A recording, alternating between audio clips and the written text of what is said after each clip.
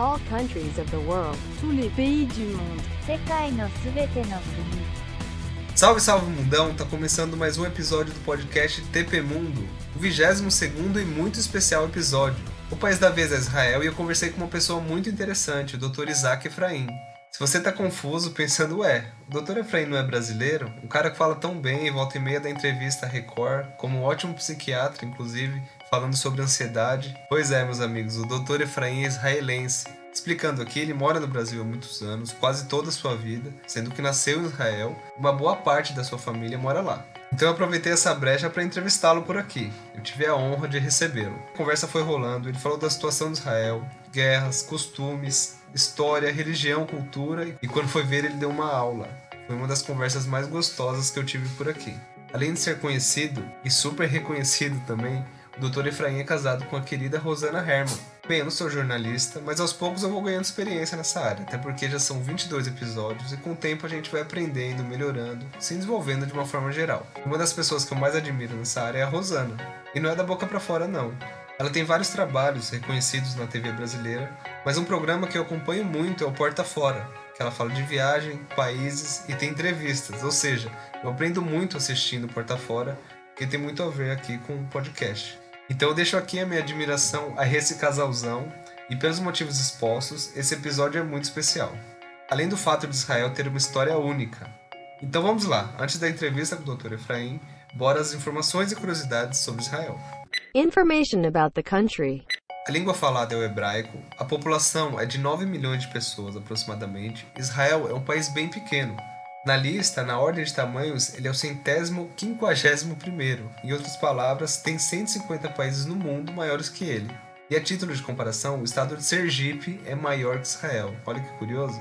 Como eu já mencionei, a história de Israel é muito única. Não vou me prolongar aqui para contar os detalhes, pois esse não é o intuito do podcast, mas vou falar de pontos interessantes com algumas curiosidades. Como muitos já sabem, Israel foi criado no final da Segunda Guerra Mundial. A guerra acabou em 45 e o país foi criado em 48. 3 anos depois, com a participação muito forte da ONU. Os judeus foram quem mais sofreram nessa guerra, e esse foi um dos principais motivos da criação de um país. Mas as coisas não foram tão simples assim, havendo vários capítulos anteriores e cruciais. Antes de todos os ocorridos da Segunda Guerra Mundial, a região onde fica Israel era dominada pelo Império Otomano, e a maioria da população ali era árabe e muçulmana. Com o final da Primeira Guerra Mundial, conhecida na época como a Grande Guerra, o Império Otomano acabou e a região ficou sob domínio britânico. O Império Britânico teve posições ambíguas em relação aos árabes e judeus na região, prometendo aos dois povos da região. Ou seja, já havia promessa em conceder o lugar, porém a dois povos diferentes. Enquanto isso, crescia aos judeus o sionismo, movimento político que defende o direito à autodeterminação do povo judeu e a existência de um Estado Nacional Judaico independente e soberano nos territórios onde historicamente existiu o antigo reino de Israel. Ou seja, por questões bíblicas, os judeus já se sentiam no direito em ocupar a região. Até que estourou a Segunda Guerra, e como eu adiantei, os judeus foram quem mais sofreram. Nisso, a ONU propôs um plano de partilha dos territórios. Aí vem mais uma curiosidade, um brasileiro participou disso, Oswaldo Aranha, um político e diplomata brasileiro. Ele foi um dos articuladores da criação do Estado de Israel. Interessante, né? Bem, as autoridades judaicas aceitaram o plano da ONU, mas as lideranças palestinas e árabes, obviamente não, né? E aí começa a treta. Porque, recapitulando aqui, para os judeus existia o sionismo, movimento que levaria eles de volta ao lugar que eles pertenciam, culminando com uma alternativa de sobrevivência ao holocausto nazista, na hipótese da imigração para essa região. Por outro lado, os árabes já estavam lá e chegou a ONU com um plano de partilha que eles obviamente não aceitaram. Bem, quais foram as consequências? A primeira foi uma guerra, assim que os judeus chegaram, a Guerra da Independência. Assim que eles chegaram literalmente, ainda em 1948. Eles foram atacados por nada mais nada menos por 6 países: Egito, Jordânia, Iraque, Síria, Líbano, Arábia Saudita e Iêmen. Ou seja, os judeus vindo de um trauma enorme da Segunda Guerra Mundial tiveram um problemão para resolver.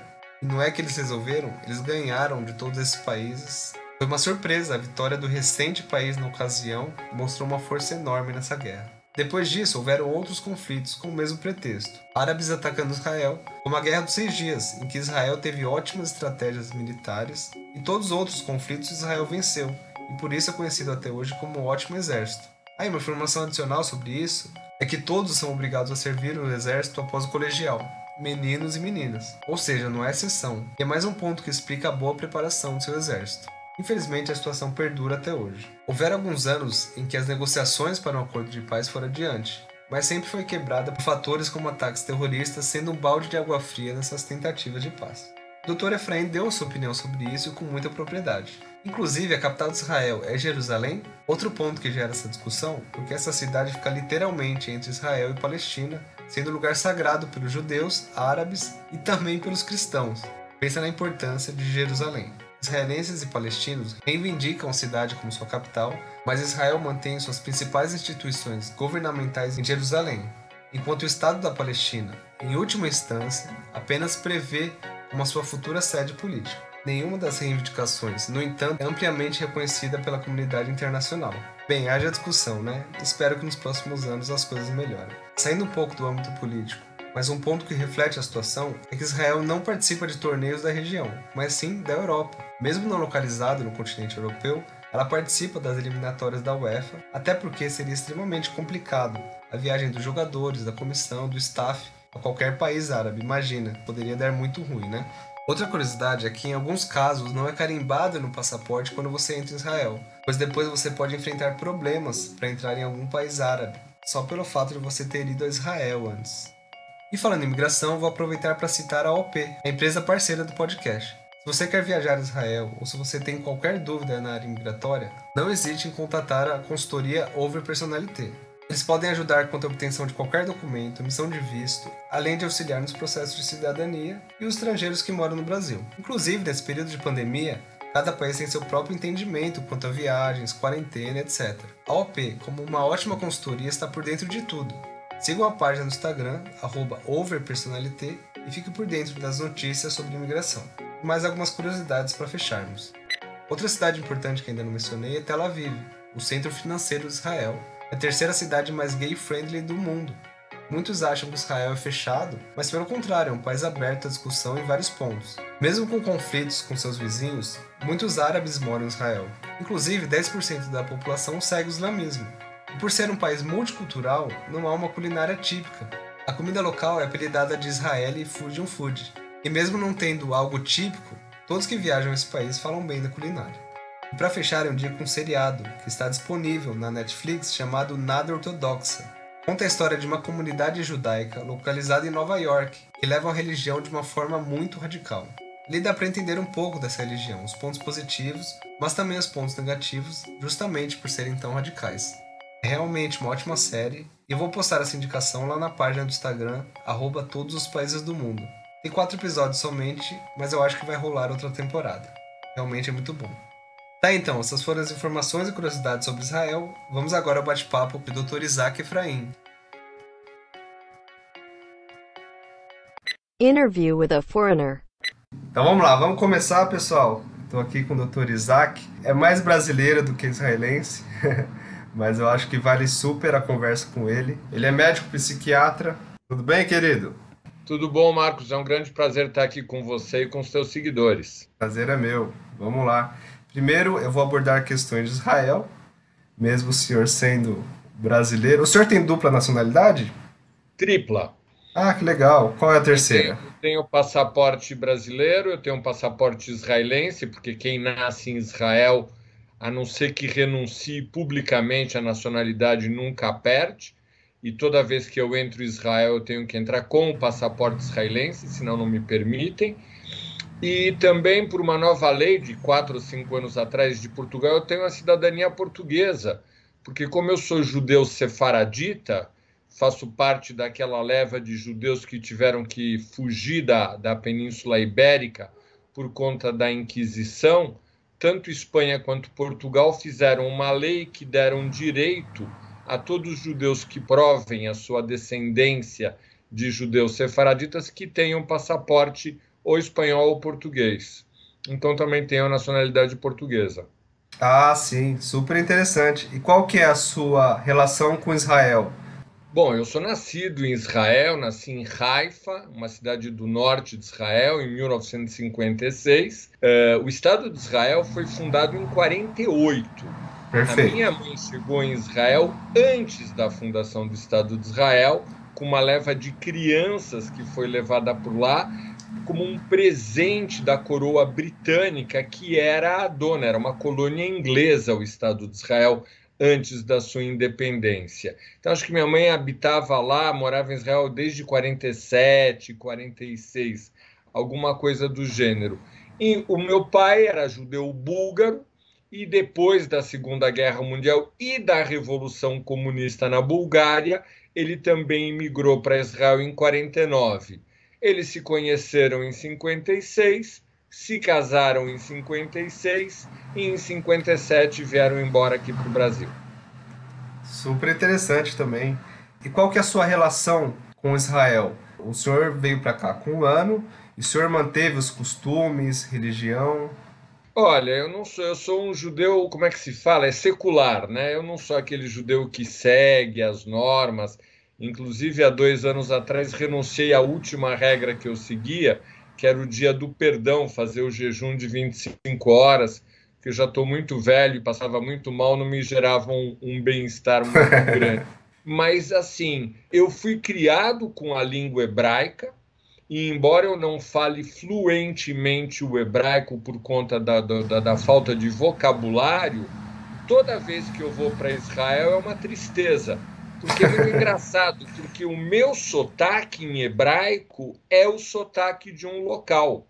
Eu falo hebraico com o sotaque de uma pessoa nascida lá. Por quê? Porque eu fui criado por meu pai, pela minha mãe, que falava um hebraico fluente, e eu falo muito bem fluentemente o hebraico, só que eu não tenho vocabulário. Então eu começo a falar, todo mundo fica na expectativa de que eu vou me virar e falar perfeitamente bem. Depois da terceira frase eu já começo a claudicar e já não começo a entender muito bem o que estão falando comigo.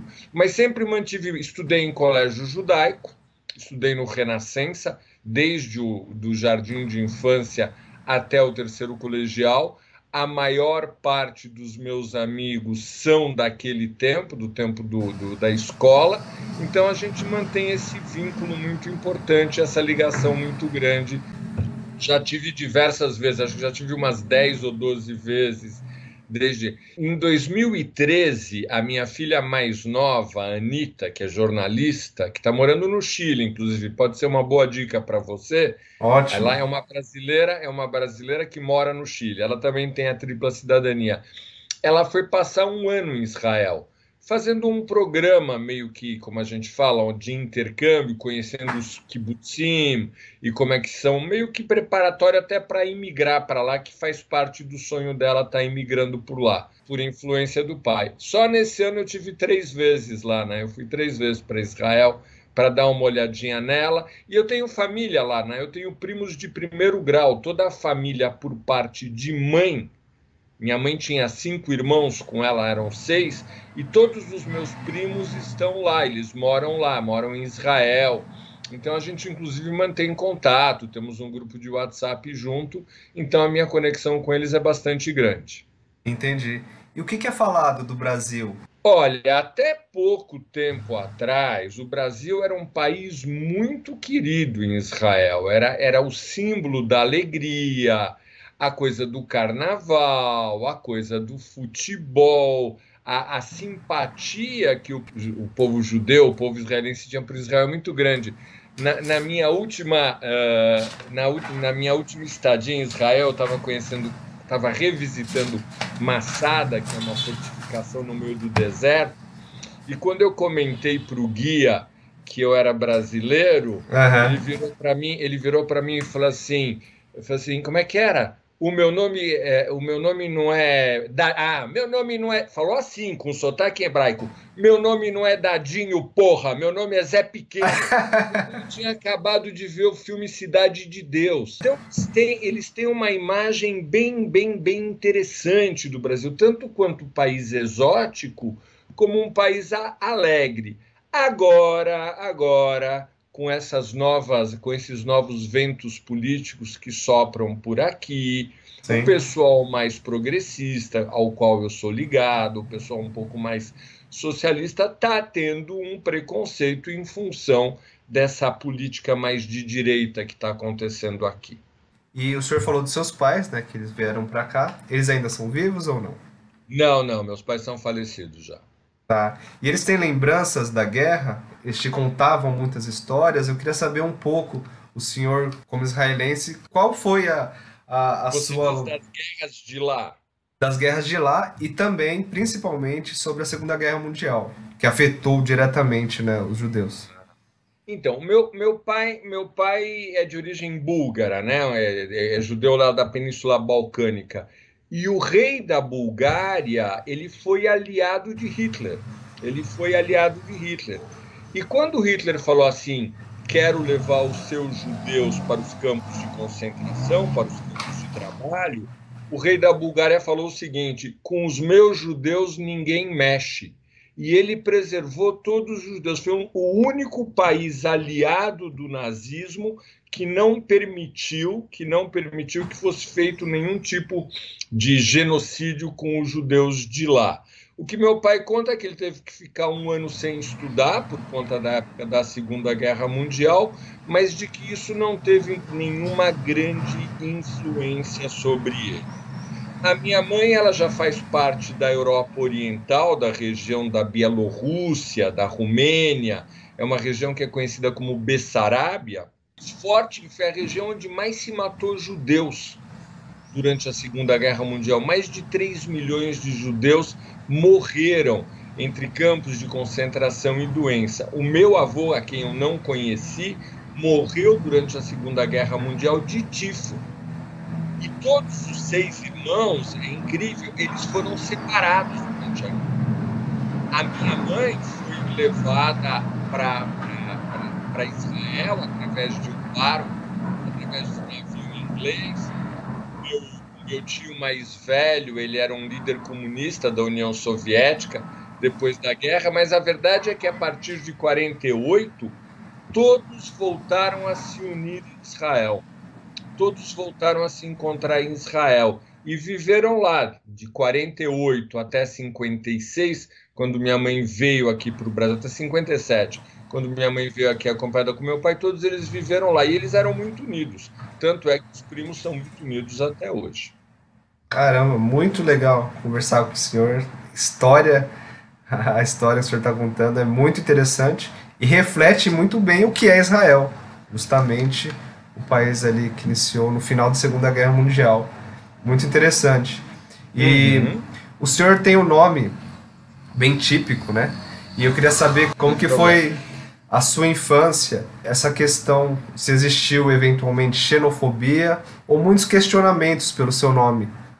O meu nome é o nome do meu avô, é o mesmo nome. Meu avô era vivo, avô paterno, Isaac Efraim, e o meu nome foi dado em homenagem a ele. Não, eu não passei por nenhum tipo de discriminação, nem nenhum tipo de racismo explícito, pelo menos não que eu lembre, porque eu sempre vivi muito dentro da comunidade. A minha mãe era professora de hebraico, dava aulas de hebraico, eu sempre estudei num colégio judaico, né? Estudei no Sholem Aleichem, que foi o primeiro colégio, mas foi só o maternal, depois me transferindo para o Renascença. Brincava com os garotos de rua, e o máximo de preconceito que eu tive de verdade é que meu apelido em Yiddish, que era a língua da minha mãe, é o dialeto que os judeus da Europa Oriental falam, era Itzik, que o nome em hebraico é Yitzhak. E a abreviação é Itzik, que minha mãe me chamava de Itzik, e eu odiava, eu ficava muito bravo. Aí a molecadinha da rua, lá dos Campos Elíseos, a gente morava lá nas imediações da Barão de Limeira, no finalzinho dela, era muito agradável lá, eles me chamavam de Pizza, Itzik, Pizza, que é como eles se identificaram. E eu odiava isso, né? Eu queria brigar com todo mundo, ficava muito revoltado por conta disso. Mas esse foi o máximo da discriminação que eu passei. Eu realmente nunca tive nenhum tipo de problema maior aqui no Brasil em relação ao fato de ser judeu. A maior discriminação que a gente recebe, eu recebi pelo menos, pelo fato de ser judeu, é quando as pessoas viram e falam para você, não, nossa, eu tenho muitos amigos judeus. Eu acho isso bem desagradável, mas não é ofensivo, nem não é nenhum problema. Tá, entendi. O senhor acha que os judeus são unidos? O seu consultório fica no bairro de Higienópolis, que tem bastante judeus ali, né?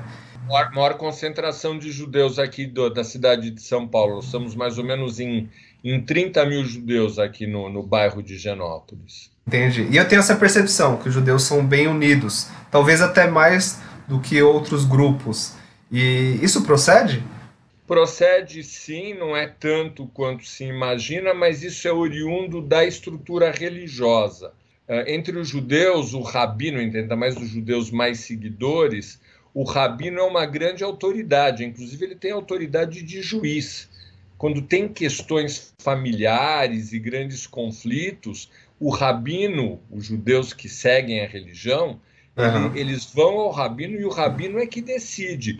E esse rabino, em sendo agregador, ele vai agregando toda a comunidade, ele vai trazendo para si toda a comunidade. Mas o meu consultório tem mais muçulmanos do que judeus. Olha que interessante. Eu acho que no Brasil, pelo menos, acho que é um dos únicos países que as religiões são tratadas de uma forma mais leve. A gente acompanha as notícias na Europa, mesmo nos países do Oriente Médio. Meu pai sempre foi comerciante, ele tinha loja no Brás, e as lojas no Brás eram irmanamente divididas por diversas correntes de imigrantes, onde tinha uma boa parte de judeus, uma boa parte de árabes, uma boa parte de italianos, e os árabes chamavam a gente de primos, né? Porque eles não têm a letra P no alvo. Primo. Então a gente foi adquirindo um sentimento de familiaridade muito grande. O curioso é que o conflito árabe-israelense é um conflito muito recente. É um conflito que começa a se conflagrar a partir da criação do Estado de Israel. Antes, os árabes sempre foram muito mais condescendentes e recebiam muito melhor os judeus do que os cristãos, por exemplo. A gente tinha comunidades muito bacanas de judeus no Egito, no Cairo, mesmo na Pérsia, que é o Irã atual, e tinha uma coisa muito forte. Então não tem. E assim, o sentimento que eu tenho ao conversar com um muçulmano, com um árabe, é um sentimento de familiaridade, é de primo mesmo. Eu gosto deles, eu tenho simpatia por eles e sinto que é mútuo. A briga me parece ser uma questão muito mais política do que étnica. Sim, exatamente. Até em cima disso, o senhor falou que tem uma linha de pensamento talvez mais progressista. Eu queria que o senhor desse a sua opinião sobre a Palestina. Ai, que problema complicado, viu? Eu estou com 63 anos, acho que não vou estar vivo para ver a solução. Eu acho que os palestinos tinham que ter o direito a ter a sua terra, assim como eu acho que eles tinham que entender que Israel tem que ter a terra deles. Se você entra dentro dos meandros da cultura árabe, o que se ensina nas mesquitas é de que o judeu é um invasor e que ele tirou, o que fomenta muito ódio. Com certeza. Por parte dos palestinos, do pessoal que habita em relação aos judeus, infelizmente. Eu acho que Israel cometeu um grande equívoco. Quando ele invadiu os territórios ocupados na Guerra de 67, ele deveria ter dado educação para o povo palestino. Deveria ter criado escolas e dado uma boa formação, e não uma formação judaica, pelo amor de Deus, mas uma formação boa, isenta, para que fossem pessoas cultas. Você vai no meio da Palestina, o nível cultural das crianças, das pessoas, é muito baixo, eles são manipulados. Os líderes religiosos, como em qualquer outro lugar, como está começando a acontecer aqui no Brasil também, eles usam a ignorância do povo para manipulá-los em função dos seus interesses, o que é uma grande, grande pena. Os palestinos que são mais bem informados, que não têm esses ranços, eles já entenderam que uma união com Israel, no sentido econômico, é buscar. Em Israel, você tem pelo menos um terço da população, acho que é um terço, não tenho certeza, entre um quarto e um terço, a população é árabe, são israelenses árabes, israelenses muçulmanos. E eles vivem muito bem, eles têm uma vida muito boa, e eles não são discriminados, e eles têm representação no Congresso israelense. É possível, precisa ter vontade política. Perdemos uma grande oportunidade quando o Rabin, o meu xará, Yitzhak Rabin, era o primeiro-ministro de Israel e estava já com todo de plano de paz forçado. O primeiro foi o Arafat, que era um político corrupto, ele era o líder da autoridade palestina, né? E em função das doações que ele recebia, ele acabou não permitindo que a paz acontecesse, porque ele embolsava muito dinheiro. E depois com o assassinato. E agora com os governos de direita de Israel ficou mais difícil ainda, infelizmente. É, isso que eu queria perguntar, sobre o primeiro-ministro atual, né? Netanyahu. Ele é muito ligado, né? Na mesma linha aí do nosso presidente, Bolsonaro. Eu queria saber a sua opinião sobre ele. Precisa mesmo? Precisa, eu quero um pouco de polêmica aqui, dá uma pimentada. Não, eu sou de uma era onde Israel era admirada pelo mundo todo pelos kibbutzim.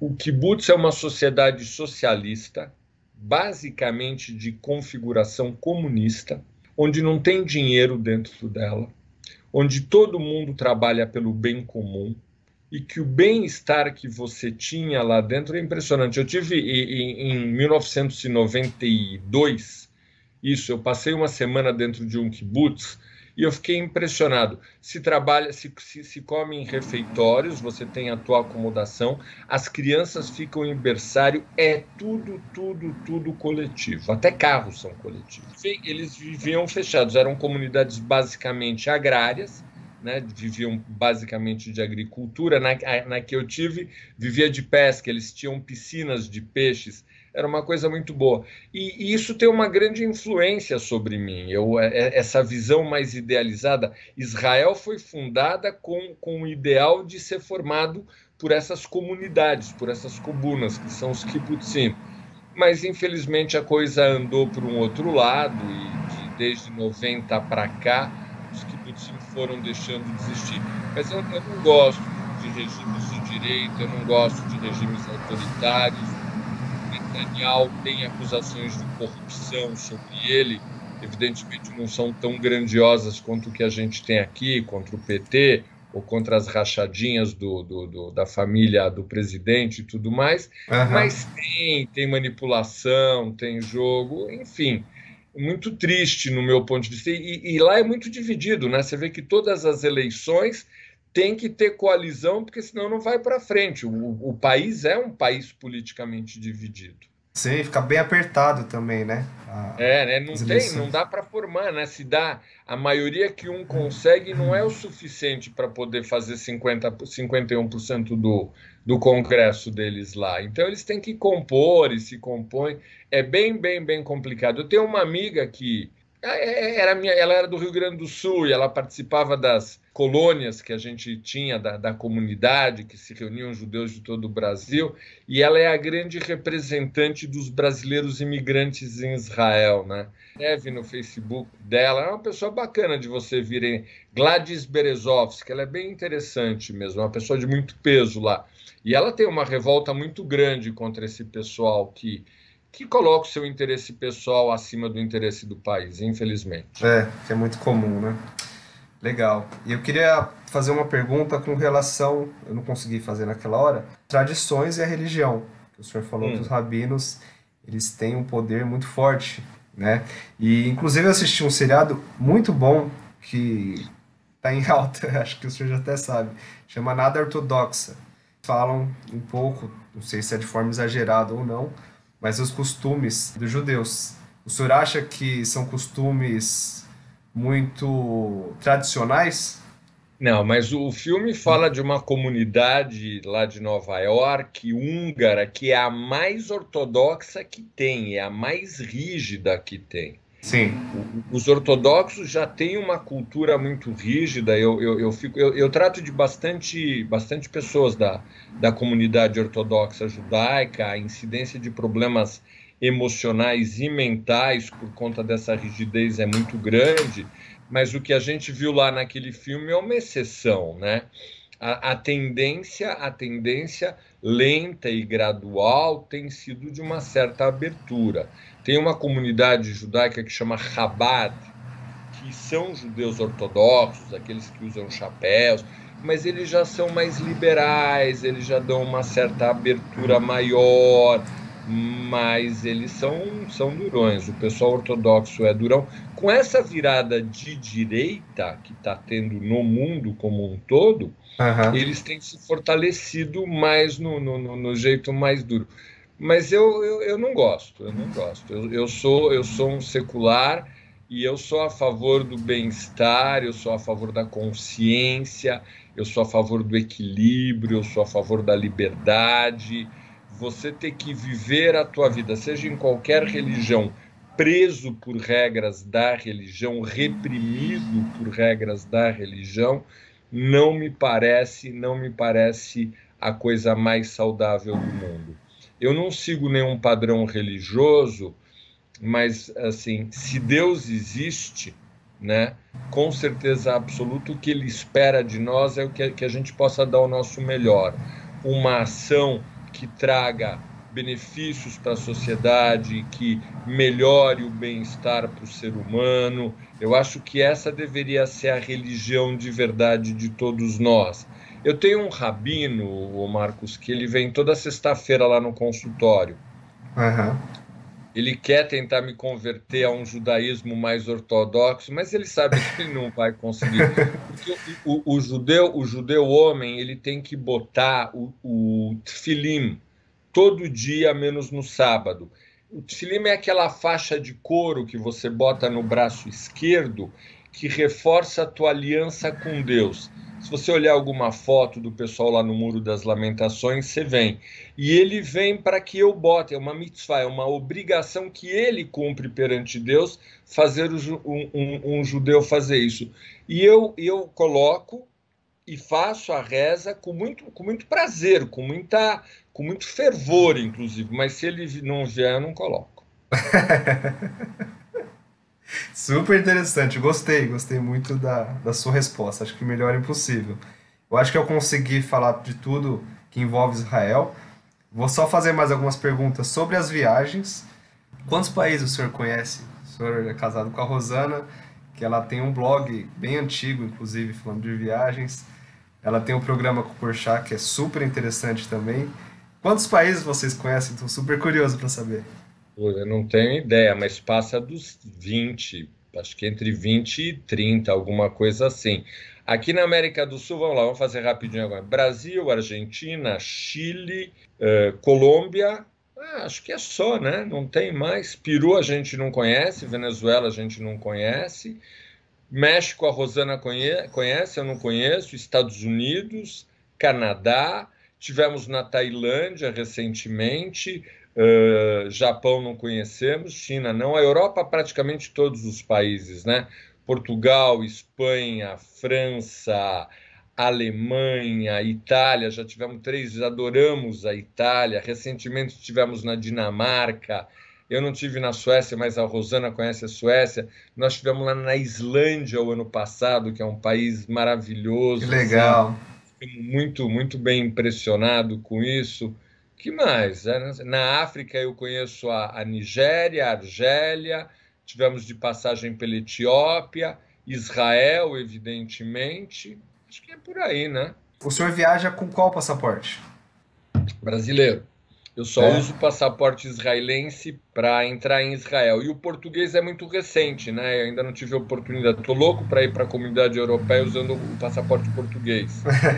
Imagino. E já ficaram surpresos pela questão do seu nome ali no passaporte brasileiro? Já passou por alguma questão curiosa? Uma única vez, quando a gente estava na França, no sul da França, nós fomos discriminados, mas não por ser judeus, mas por ser mais morenos. Você teria problemas também. É uma parte da França que tem uma Estrasburgo, né? Que tem uma forte influência alemã. Estrasburgo é uma cidade que já foi alemã já várias vezes, e o pessoal não quis atender a gente no restaurante. Mas o senhor é muito branco, a Rosana é descendente de alemães. Que Não isso? quiseram, para o padrão dele, e a gente era estrangeiro, isso eles perceberam com clareza, não é? Eles não quiseram saber, não e serviram um pão velho quando a gente insistiu em sentar, a gente acabou levantando indignado. Eles acharam que a gente era italiano, mas não, com É, passaporte nunca tivemos nenhum, eu que eu lembro assim, nunca tive problema nenhum. Ah, tem uma história assim, mas eu não sei direito o que aconteceu. Nessa minha última estada em Israel, a gente foi para a Jordânia. Como é que chama aquela cidade do Indiana Jones? Agora está me escapando. 3 séculos antes de Cristo. Está me escapando o nome agora. Algumas das filmagens do Indiana Jones foram feitas lá. sim, realmente. É super conhecida.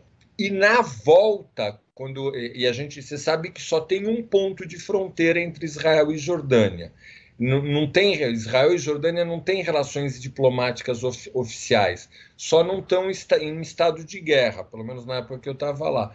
Então é muito engraçado, porque você passa a fronteira de Israel e você anda num corredor todo cercado de arame, inclusive em cima, por 100 metros. Não está em lugar nenhum, você não está nem em Israel, nem na Jordânia. Você tá no mundo. Você foi liberado para sair de Israel e você só vai ser liberado para entrar na Jordânia 100 metros lá para frente. É uma situação bem inusitada, todo mundo passa por isso daí. Na hora que eu voltei, eu apresentei meu passaporte brasileiro, apresentei meu passaporte israelense e eles me retiveram por quase 50 minutos lá, não me deixando voltar para Israel, mas ninguém, o exército, né? O exército de Israel, ninguém me deu nenhuma satisfação, nem ninguém me contou o que aconteceu, e eu achei por bem também não perguntar, não ficar nervoso, porque o exército de Israel não é fácil de lidar. Envolvendo o passaporte, acho que essa é a única história curiosa que eu tenho. Tá, não, legal. E agora, pra gente fechar, o senhor é renomado, às vezes o senhor está na Record, em alguns programas da TV. O seu Instagram é muito legal, eu recomendo. O senhor pode falar o seu Instagram novamente, por favor? É o @Ansiedade Brasil, é onde eu boto meus vídeos, onde eu faço as minhas lives, onde eu tento disseminar o conhecimento dos sentimentos, das emoções para as pessoas que não podem frequentar um consultório, para que elas tenham uma consciência maior do que acontece com elas, para que elas se entendam mais e melhor. Perfeito, a página é muito boa. Eu tenho uma pergunta bem curiosa. Os brasileiros são mais ansiosos que as outras nacionalidades? Eu acho que sim, eu sinto isso, mas não sei por quê, não sei explicar. Talvez questão de costume, cultura, não sei. Então, recentemente eu li um trabalho, uma pesquisa, que diz que o brasileiro é o povo mais ansioso do mundo. Isso pesquisado científica e estatisticamente falando, onde os níveis de ansiedade são muito altos. E os níveis de depressão, a incidência de depressão no Brasil também, ela é bem acima da média. Mas eu reputo isso, eu coloco isso basicamente a 2 fatores. Primeiro, a situação econômica e meio que de desamparo e de incerteza que a gente vive, né? O brasileiro nunca sabe direito como é que vai ser o dia de amanhã, diferentemente de países que têm um Estado mais forte e dão proteções, aposentadoria, cobertura médica, etc., coisa e tal. E também muito um nível de ignorância, falta de cultura, falta de instrumental para estar lidando com a vida, o que deixa a pessoa realmente bastante insegura. Não tem nenhuma característica étnica, até porque o brasileiro não tem etnia, nós somos os vira-latas do mundo, é a mistura de tudo. Então não tem nenhuma razão étnica para a gente ter um nível de ansiedade maior. Mas como a ansiedade é a doença fruto da nossa inter-relação com a realidade, sem dúvida alguma, o nível de ansiedade aqui com certeza é bem maior. Perfeito, perfeito. Eu quero fazer mais 2 perguntas que eu faço em todos os episódios. O primeiro é o seguinte, eu peço um ditado popular do país de origem. Então, será que o senhor sabe um ditado popular em hebraico, para quem está ouvindo sentir um pouco do idioma? Eu não sei contar ele completo em hebraico, mas eu gosto muito dele, é muito interessante. Então, O ditado diz o seguinte, que você conhece o caráter, o temperamento da pessoa em cima dos 3 Ks. Kisso, kosso, vekasso. São 3 palavras em hebraico. Você vai conhecer o verdadeiro temperamento da pessoa em cima dessas 3 questões. Kasso é a sua ira. Então, quando uma pessoa está irada, você conhece o verdadeiro temperamento dele. Kaasso. Ok. Kosso é o seu copo. Então, quando ela está embriagada, você conhece de verdade as características da natureza do temperamento dela. E Kisso, esse provérbio em hebraico eu gosto muito, eu acho que ele é muito pertinente, tem muito a ver com a minha área, eu acho ele realmente muito interessante. O terceiro acho que cortou o áudio. Pode repetir? É o bolso? Kisso. Kisso. Kis é bolso. Kisso é a derivação para ser o bolso dele. Então, quando mexem no teu bolso, aí é que a gente vai saber de verdade quem você é. Legal. E para finalizar agora, eu sempre peço uma música. O senhor sabe uma música hebraica? Vou fazer um papel bonito aqui. Como eu não sou muito ligado à cultura moderna israelense, né? Embora tenha a música do casamento da minha filha foi maravilhosa, eu gosto muito dela, mas tem uma música que é folclórica e que é o meu desejo de verdade em relação, que é uma música que chama Ose Shalom Bimromam, né? Que tenha paz no horizonte e que se faça a paz por todos sobre nós, que tenhamos paz sobre todo o mundo. Vem Mru, amém. Legal, então é isso. Foi muito legal conversar com o senhor. Foi uma aula, um pouco da história de Israel, o senhor como israelense, sua família. Eu acho que quem ouvir vai adorar. Realmente muito, muito bom. Eu espero que quem esteja ouvindo também vai lá na sua página. É uma página muito informativa e eu estou adorando acompanhá-la.